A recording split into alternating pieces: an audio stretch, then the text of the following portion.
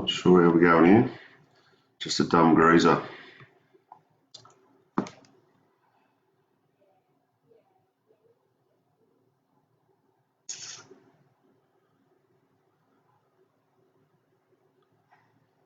Oh, it's working.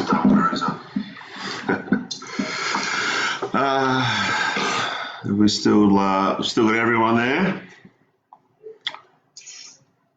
I'll just give you guys a bit of time to get on there. But Venus loves talking like that. I'm not such a big fan. We still got everyone there.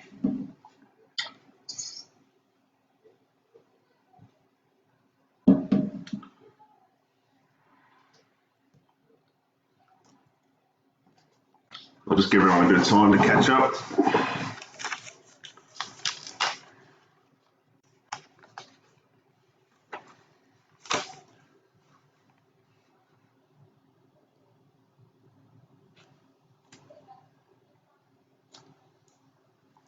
All right, guys, thank you for staying on board. I'm not as interesting as Venus, but and he loves this sort of stuff, but whereas I'm not a big fan, but I'll try and answer as many questions as I can, and then I'll open it up to you guys.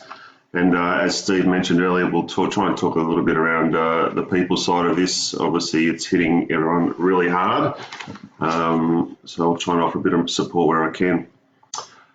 Just going back to the questions that were raised before, Jai has asked if there's been any confirmed cases of the COVID-19 within our membership group. Not that I've heard, Jai, which is obviously a good news story there. Perhaps us being an engineering specific group, we're good at following rules and procedures. So I'd like to reiterate there, guys, make sure that you keep all your PPE, especially when you're at work, and staying at home is the best way to avoid this dreaded virus. So keep up the good work, members.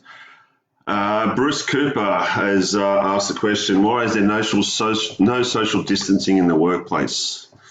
The whole country is being asked to shut down, but when I go to work, there are no OH&S rules in place. Well, Bruce, I think most of us should be pretty much aware now what sort of obligations we have and what's the best practices. I applaud you to continue using those practices, and if you don't have anything in place in your workplace, I'll encourage you to chase up your OH&S committee and bring some procedures in place, liaise with your management, because they have a duty of care under legislation to provide a safe workplace. And certainly if they don't have the right PPE, well, don't do the work.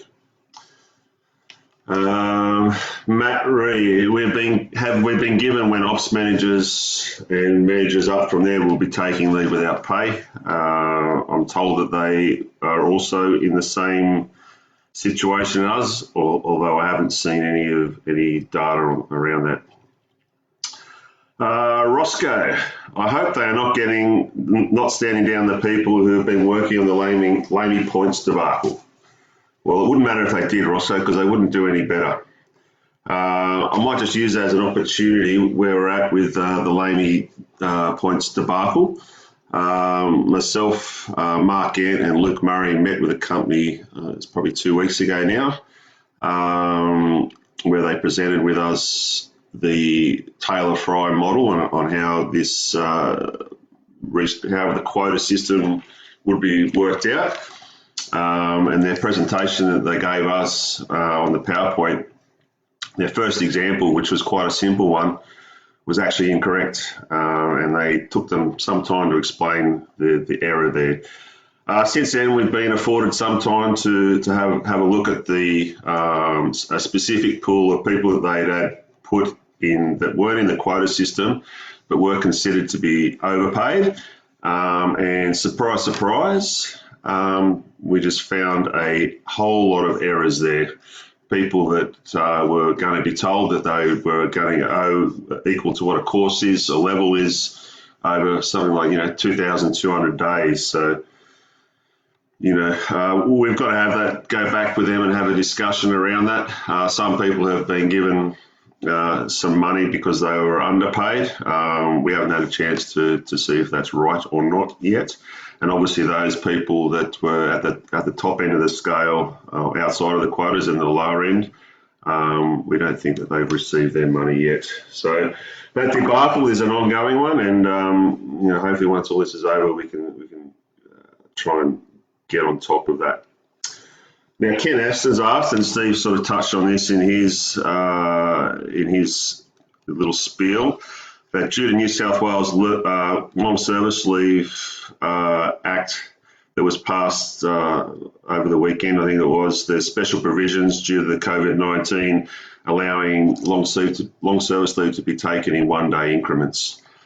I know everyone's pretty excited about this, but it's a question that we'd already asked management, because this one-day provision already exists in the Victorian legislation.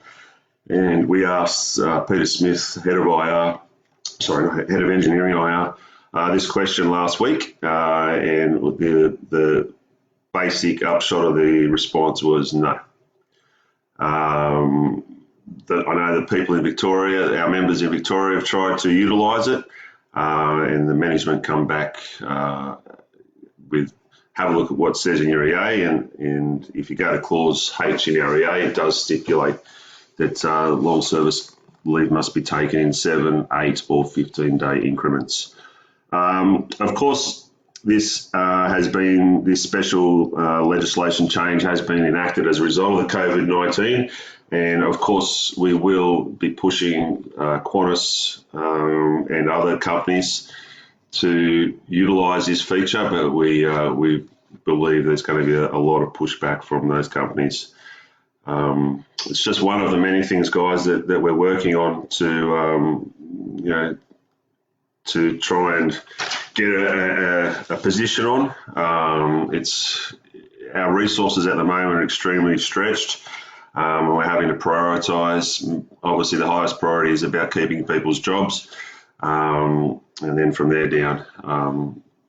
So we've had other questions that we've been asked, and this one we're going to be looking to go to Fair Work on. So there's members of ours that are long-term sick leave, suffering from cancer or various serious ailments. They've been told that they're going to be stood down as of the stand-down period, and their sick leave benefits will no longer apply. We at the ALAEA believe that this is a serious breach, and we will be fighting that as hard as we can. So I'll just have a look here for some more questions.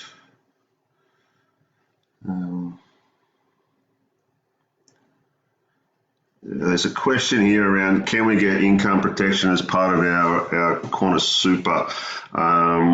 I believe there's pretty stringent requirements around that, Amir, and at this stage, if you're still employed, that would not apply.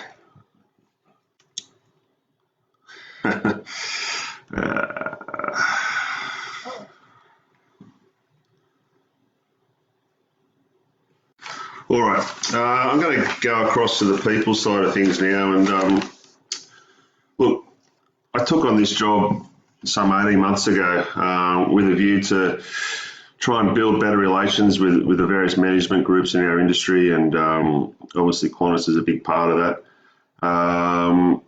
And look, it's just proven to be almost impossible to build strong and amicable relationships with many of these people.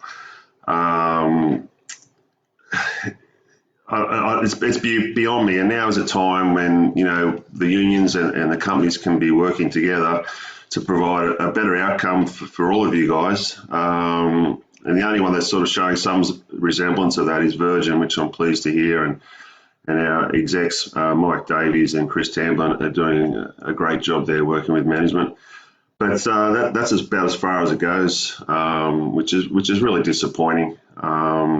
This is a time when we all need to pull together.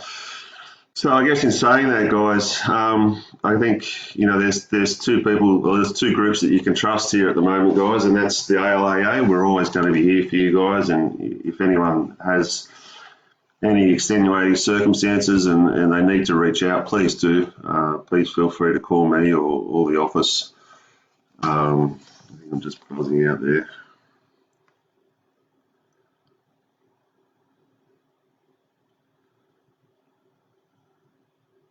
You guys still got me?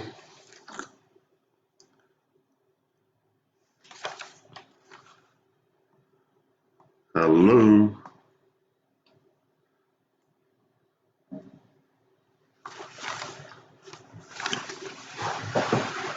Hello? What's going on here? All right, cool. Thanks, guys. Sorry, I think I'm sharing the bandwidth with two kids that are homeschooling, so my internet might drop out here and there. Thanks, guys. So yeah, as I was saying, there's two groups here you can rely on, and that's the ALAEA, and as I said, we're always here for you. So feel free to reach out. We receive a lot of messages, guys, and a lot of support, and I appreciate that. We can't always get back to all of them, especially at the moment, but feel free to send messages in. Let us know what's going on in your workplace, what's going on in your world. We're more than happy to. We just got to prioritise things at the moment. That's all. So if we don't get back to you, don't be disillusioned. And then, of course, the other group is you can rely on is your family and your friends. And obviously, in this industry, we're a close-knit group. And I've been really pleased to see that there's some special Facebook groups being set up around the traps. And I think that's really important, guys. We really need to join together in this, and we can trust each other. Many of us have been through tough times, and I think that's what makes us a strong group as we are.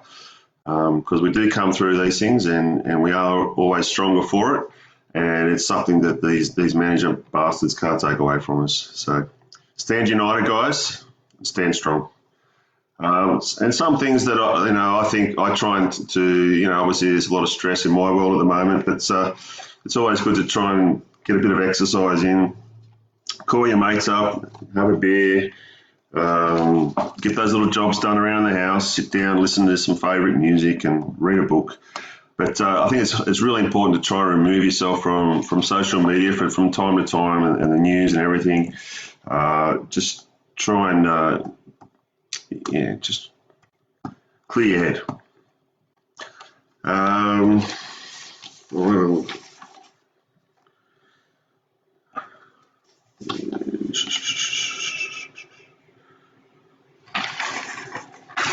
I think that's about it. I'm not good at talking to Steve. Have you got any more questions there? Okay, so Kylie's got a question there. When's the emails coming out? Sim seems to be getting pushed back. It's very frustrating. Yes, I know, Kylie. Obviously, I work there too. I'm not sure what's going on, why Sim haven't got the message out yet.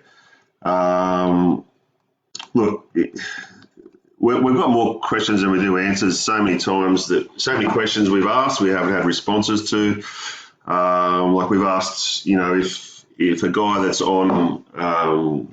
if a guy's that's not being stood down, he's at work and he's gone sick, are they able to take out somebody from the pool that are stood down? And they haven't responded to us on that. And that's just one of the questions that we've asked and they haven't gotten back to us on. It's regrettable because a lot of these problems would have been lessened if we were a part of the process, but they were pretty clear that they didn't want us to have anything to do with it, which is, as I said, disappointing. I'm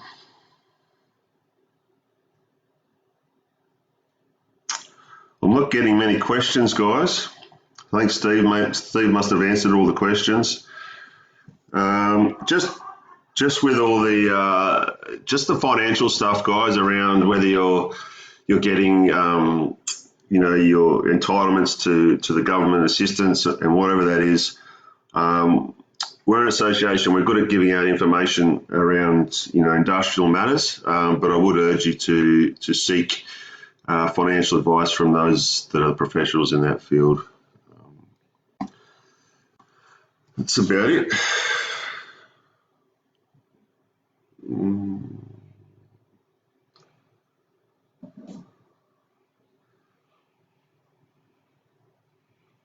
Another question there about sim letters. Yep. So we haven't received those.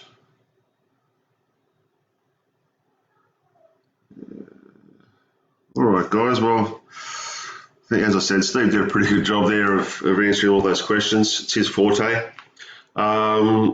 Just stay tuned, guys, and we're just going to try and keep updating these, using these platforms to update you guys as much as we can. Keep your chin up and call us if you need us. Take care, guys. Bye.